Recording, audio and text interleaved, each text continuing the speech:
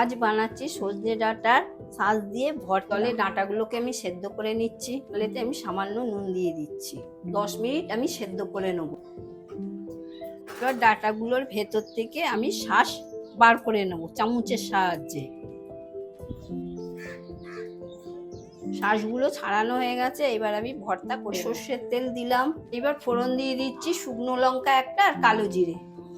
দিয়ে দিচ্ছি রসুন, আদা কুচো, পেঁয়াজ কুচো দিয়ে দিচ্ছি, কাঁচা লঙ্কা কুচো দিয়ে দিচ্ছি। চিংড়ি মাছগুলো কড়াই দিয়ে দিচ্ছি। এবার সব একসাথে ভালো করে ভেজে নিচ্ছি। দিচ্ছি স্বাদ মতন, পরিমাণ মতন হলুদ, কাশ্মীরি লঙ্কার গুঁড়ো।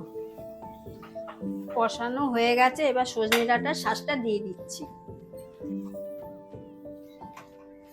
স্বাদের জন্য সামান্য চিনি দিয়ে দিচ্ছি। দিয়ে ধনেপাতা কুচো দিয়ে দিচ্ছি। এই ভর্তাটা গরম ভাত দিয়ে খেতে দারুণ লাগবে।